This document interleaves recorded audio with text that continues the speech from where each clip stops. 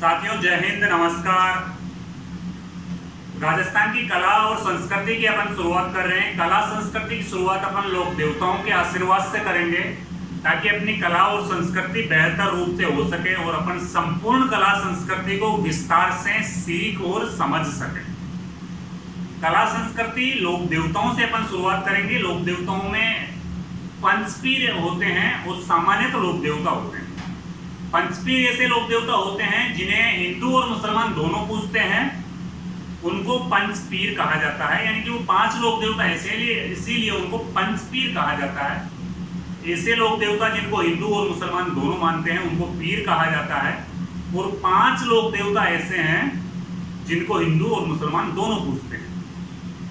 गोगा जी, बाबू जी, मेघा जी, हड़बू जी और रामदेव जी। रामदेव जी को तो पीरों का पीर कहा जाता है। तो पंचपीरों से अपन शुरुआत करेंगे। गोगा जी से अपन शुरुआत करेंगे। गोगा जी के बारे में क्या क्या प्रश्न पूछ सकते हैं आपकी नॉर्मली जो एग्जाम्स होगी उनमें। तो गोगा जी के बारे में जितनी जानकारी अपने को दी गई है उसको अपन देखेंगे कि गोगा जी का जन्म होता है गदरेवा चूरू में। इनका जन्म होता है, गदरेवा स्थान है चूरू में, गदरेवा चूरू में इनका जन्म होता है। इनकी माता और पिता से संबंधित, पत्नी से संबंधित और मंदिर से संबंधित भी प्रश्न पूछे जाते हैं।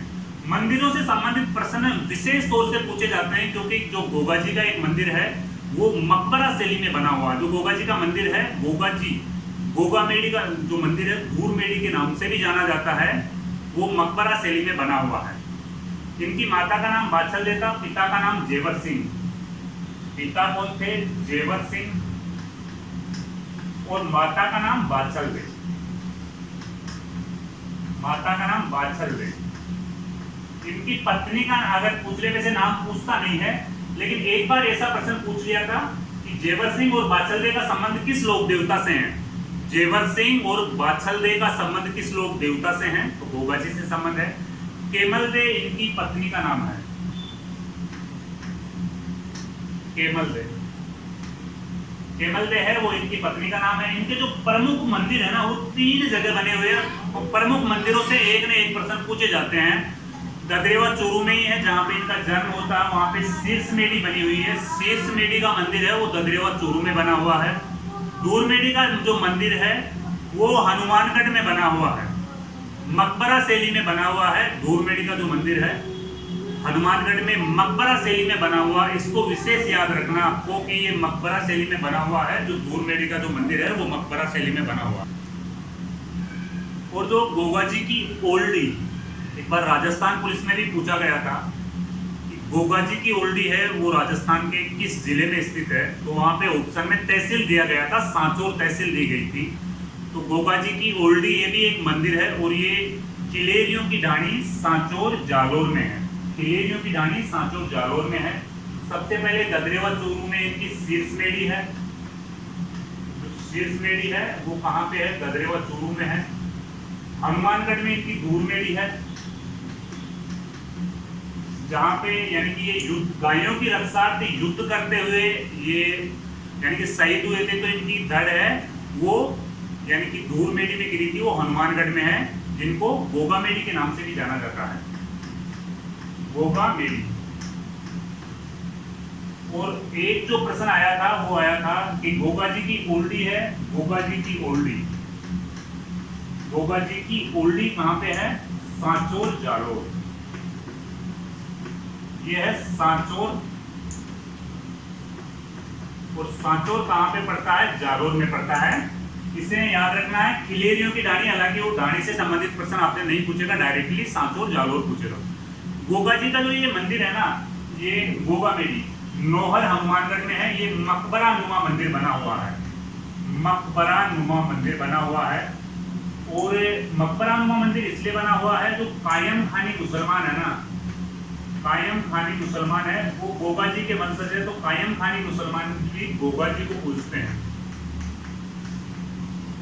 गोगा जी की पूजा करते हैं। तो कोई होगा इनका ऐसा भक्त जो इनको मकबरा शैली में बनाया हुआ मंदिर है, ये आपके यानी कि गोगा मेडी वाला मंदिर है वो। इसके बाद में गोगा जी से संबंधित और प्रश्न पूछे जाते हैं। भाई गोगा जी की जो थान है वो कहाँ पे बनी हुई है? तो गोगा जी की थान मुख्यतः खेजड़ी के वृक्ष के नीचे बनी हुई है। अब राजस्थान में सबसे ज्यादा खेजड़ी के वृक्ष ही होते हैं, तो खेजड़ी के वृक्ष के नीचे ही मुख्यतः किसी लोक देवता की यानी कि समाधि या थान को बनाया जाता था। तो समाधि तो एक जगह होती थी, लेकिन उससे संबंधित भाई अपने लोक देवता को पूजते थे तो खेजड़ी के वृक्ष के नीचे उसका एक चबूतरा बना दिया जाता था और उस चबूतरे को ही थान के नाम से जाना जाता है। तो गोगा जी की जो थान होती है, थान यानी कि मंदिर का ही एक रूप होता है, जो खेजड़ी वृक्ष के नीचे कच्चा चबूतरा बनाया जाता है, वो खेजड़ी वृक्ष के नीचे बनाई जाती है। कायम खानी मुसलमान है, वो गोगा जी के वंशज है ही, और गोगा जी का रसावला लिखते हैं, वो एक कवि होते हैं, कवि मेहर। गोगा जी का रसावला लिखते हैं वो कवि मेहर, कवि मेहर। ये क्या लिखते हैं? गोगा जी का रसावला, गोगा जीरा रसावला। ये वाला आपको याद रखना, ये रखना है भाई, कवि में है वो गोगा जी का रसावला। मकबरा शैली में जो मंदिर बना हुआ है वो गोगा मेरी का मंदिर है, नोहर हनुमानगढ़ में है। कायम खानी मुसलमान है, वो गोगा जी के ही वंशज थे। जो कायम खानी मुसलमान है वो गोगा जी के वंशज थे। इनके माता पिता और पत्नी से संबंधित प्रश्न पूछे जाते हैं। सर्प रक्षक देवता भी इनको माना जाता है, सर्प रक्षक देवता, रक्षक देवता।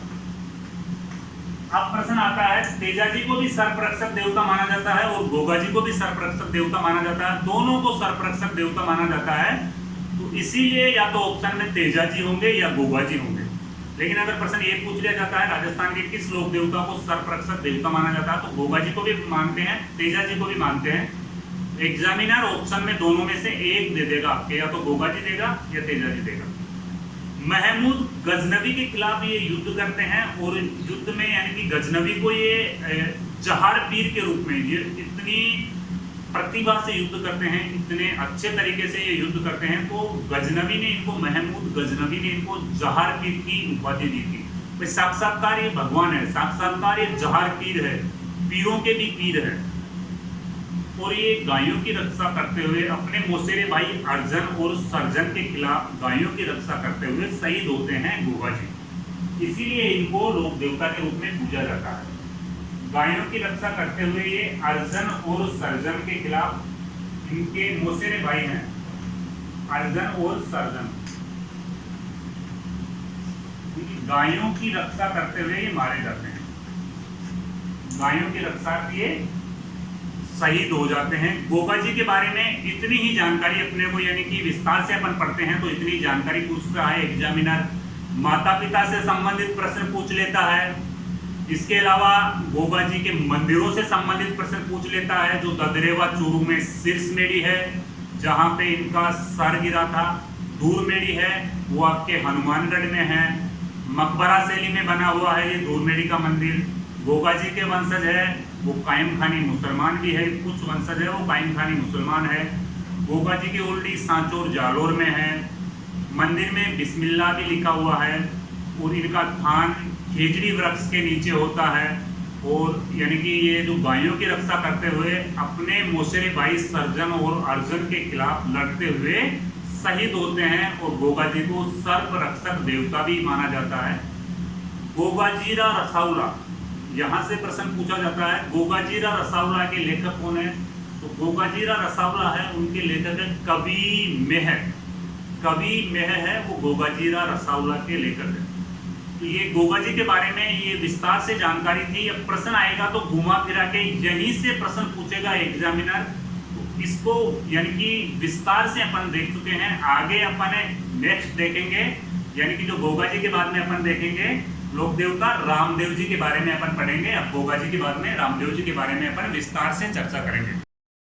रामदेव जी के बारे में जो नॉर्मल जानकारियां हैं वो भी अपने को मालूम होनी चाहिए। रामदेव जी का जो जन्म होता है वो उंडू कश्मीर, और उंडू कश्मीर पड़ता है बाड़मेर जिले के अंदर। पिता इनके अजमाल जी थे जो पोकरण के सामंत हुआ करते थे। जो रामदेव जी के पिता थे वो अजमाल जी थे, ये पोकरण के सामंत हुआ करते थे। इनकी माता मेणा देती और नेतल के ये भरतार थे, यानी कि नेतल इनकी पत्नी थी। तो माता पिता पत्नी और जन्म स्थान से भी क्वेश्चन पूछ सकता है एग्जामिनर, ये छोटी एग्जाम में क्वेश्चन आ सकते हैं। तो नॉर्मल आप ध्यान रखें, ऊंट कश्मीर है, यहाँ पे इनका जन्म हुआ था। अजमाल जी इनके पिता थे, मेणा दे इनकी माता थी और नेतल इनकी पत्नी थी, जो अमरकोट के सोडाओं की राजकुमारी थी, यानी अमरकोट की राजकुमारी थी। अब इनके बारे में और पूछे तो आपसे पूछ सकता है, यानी कि रामदेव जी के गुरु कौन थे। अगर रामदेव जी के गुरु के बारे में पूछे तो रामदेव जी के गुरु थे बालीनाथ जी। बालीनाथ जी इनके गुरु थे रामदेव जी के। रामदेव जी के गुरु बालीनाथ जी थे और इनके मंदिरों के बारे में विशेष तौर पर अपने से पूछा जा सकता है। मेणा दे यानी कि इनकी माता थी, पिता इनके थे अजमाल जी। अजमाल जी इनके पिता थे, पत्नी थी जो इनकी, यानी कि जो पत्नी होती है रामदेव जी की, मेणा दे इनकी माता, नेतल दे, नेतल दे इनकी पत्नी है। और इनके जो प्रमुख मंदिर बने हुए हैं ना, वो रुणेचा में इनका प्रमुख मंदिर बना हुआ है। रामदेव जी का जो प्रमुख मंदिर है, आप सभी को ध्यान है, अपने गीतों में भी सुनते हैं, रुणेचा में इनका प्रमुख मंदिर बना हुआ है। और इनके जो गुरु का मंदिर बना हुआ है ना, वो बना हुआ है आपके मसूरिया पहाड़ी। और मसूरिया पहाड़ी कहाँ पे है? जोधपुर में है। गुरु का जो मंदिर बना हुआ है मसूरिया पहाड़ी, और ये मसूरिया पहाड़ी है आपके जोधपुर में। यहाँ पे इनके गुरु जी का भी एक मंदिर बना हुआ है, बालीनाथ जी का भी एक मंदिर बना हुआ है। घोड़ा, आप सभी को ध्यान है भाई, घोड़ा लीला ही होता है। जो लीलो, इनके घोड़े को लीला के नाम से जाना जाता है। जो इनके भक्त होते हैं वो मेघवाल जाति के लोग होते हैं। रामदेव जी के भक्त होते हैं मेघवाल जाति के होते हैं, और उनको रिखिया कहते हैं। रिखिया क्या है? अपन हिंदी में ऋषि कहते हैं। ऋषि मुनि, यानी कि जो ऋषि होते हैं, जो सेवा करने वाले होते हैं, जो भक्त लोग होते हैं, उनको अपन ऋषि कहते हैं। तो इनके जो मेघवाल भक्त होते हैं उनको रिखिया कहते हैं। ऋषि की जगह रिखिया कहते हैं। मेघवाल जाति के इनके सबसे ज्यादा भक्त होते हैं और उनको रिखिया के नाम से जाना जाता है। ध्वजा के बारे में पूछे तो 5 रंग का इनका ध्वजा होता है। रामदेव जी का ध्वजा 5 रंग का होता है। पचरंगी नेजा, जिसको बोलते हैं अपन पचरंगी नेजा के नाम से भी उनको जाना जाता है। तो इनका जो ध्वजा होता है वो नेजा ही होता है। कोई सा भी ध्वजा हो, आप कहीं के भी ध्वजा को ले लो, चाहे राजस्थान पुलिस का ध्वजा को ले लो, चाहे भारत के तिरंगा को ले लो, कोई से भी ध्वजा को ले लो, वो एक नेजा ही होता है। क्योंकि नेजा होता है वो आपके ध्वजा का पर्यायवाची शब्द होता है। जो ध्वजा का पर्यायवाची शब्द होता है वो नेजा होता है, ध्वजा का पर्यायवाची शब्द। रामदेव जी को जो पूजते हैं लोग, वो भगवान विष्णु के अवतार के रूप में भी इनको माना जाता है। रामदेव जी को माना जाता है भगवान विष्णु का अवतार, भगवान विष्णु का अवतार।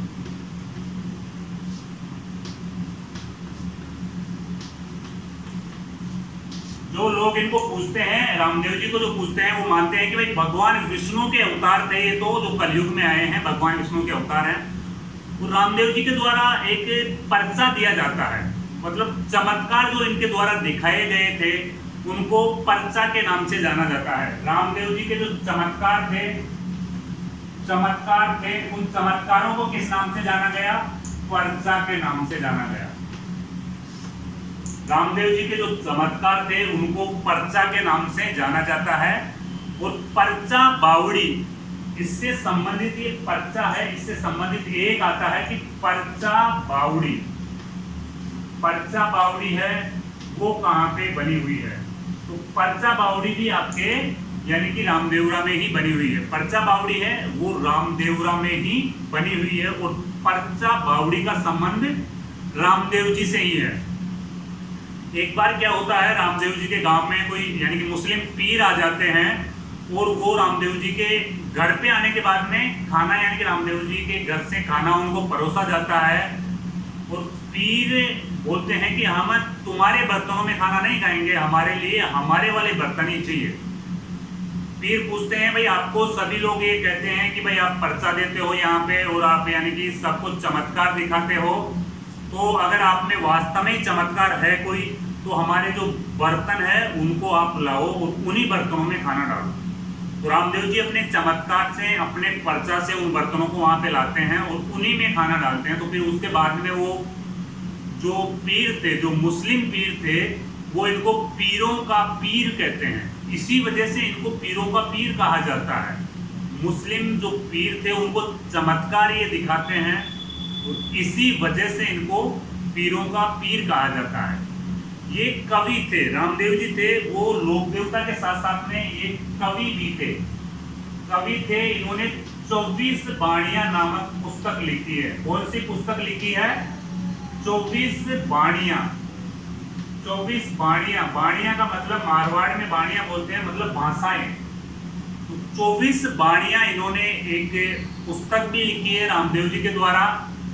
इनके जो समाधि लेते हैं रामदेव जी, समाधि के बारे में भी बताया जाता है कि रामदेव जी से एक दिन पहले इनकी जो बहन होती है डालीबाई समाधि लेती है। और डालीबाई कब समाधि लेती है? भाद्रपद शुक्ल दशमी। ये चीज याद रखना है, भाद्रपद शुक्ल दशमी को डालीबाई समाधि लेती है, यानी भाद्रपद शुक्ल दशमी। भाद्रपद शुक्ल दशमी और भाद्रपद शुक्ल एकादशी। भाद्रपद शुक्ल एकादशी को रामदेव जी समाधि लेते हैं। इसीलिए रामदेव जी के साथ साथ में इनकी जो धर्म बहन है डालीबाई मेघवाल जाति से संबंधित है, उनको भी पूजा जाता है। डालीबाई इनसे एक दिन पहले समाधि लेती है, भाद्रपद शुक्ल दशमी के दिन डालीबाई लेती है और भाद्रपद शुक्ल एकादशी के दिन रामदेव जी समाधि लेते हैं। एक पंथ की स्थापना भी करते हैं रामदेव जी। इसके बारे में काफी बार प्रश्न पूछा गया है। ये पंथ है आपके कामड़िया पंथ, यानी कि कामड़िया पंथ की स्थापना करने वाले कौन थे? तो कामड़िया पंथ के संस्थापक रामदेव जी थे। और कामड़िया पंथ में यानी कि जो महिलाएं नृत्य करती है ना, इसमें महिलाएं नृत्य करती है 13 ताली नृत्य। कामड़िया पंथ से संबंधित जो महिलाएं होती है वो नृत्य करती है, उस नृत्य को कहा जाता है 13 ताली नृत्य। तो एक तो कामड़िया पंथ से प्रश्न पूछा जा सकता है और एक 13 ताली नृत्य से संबंधित प्रश्न ऐसे पूछा जाता है कि 13 ताली नृत्य का संबंध राजस्थान के किस लोक देवता से है? तो 13 ताली नृत्य का संबंध राजस्थान के यानी कि रामदेव जी के मेले में 13 ताली नृत्य करते हैं कामड़िया पंथ की जो महिलाएं होती है वो। एक मंदिर और बना हुआ है छोटा रामदेवरा, ये गुजरात में बना हुआ है। छोटा रामदेवरा का जो मंदिर है वो कहाँ पे बना हुआ है? छोटा रामदेवरा गुजरात में बना हुआ है। राजस्थान के बाहर मंदिर है छोटा रामदेवरा, और छोटा रामदेवरा जो मंदिर बना हुआ है वो गुजरात में बना हुआ है। रामदेव जी को अपन मान सकते हैं समाज सुधारक लोक देवता मान सकते हैं। रामदेव जी को हिंदू मुस्लिम एकता पर बल देते थे, यानी कि सामाजिक भेदभाव को कम करते थे। तो सामाजिक सुधार वाले लोक देवता, समाज सुधारक लोक देवता के रूप में इनको माना जाता है। और देखो रामदेव जी के जो यानी कि पीरों के पीर के नाम से इनको जाना जाता है, इसीलिए पीरों के पीर के नाम से जाना जाता है। तो मुसलमान होते हैं वो इनको रामसा पीर के नाम से पूजते हैं। जो मुसलमान जाति के लोग होते हैं, मुसलमान समाज के लोग होते हैं, वो इनको रामसा पीर के नाम से पूजते हैं और इसीलिए इनको पीरों के पीर के नाम से भी जाना जाता है रामदेव जी।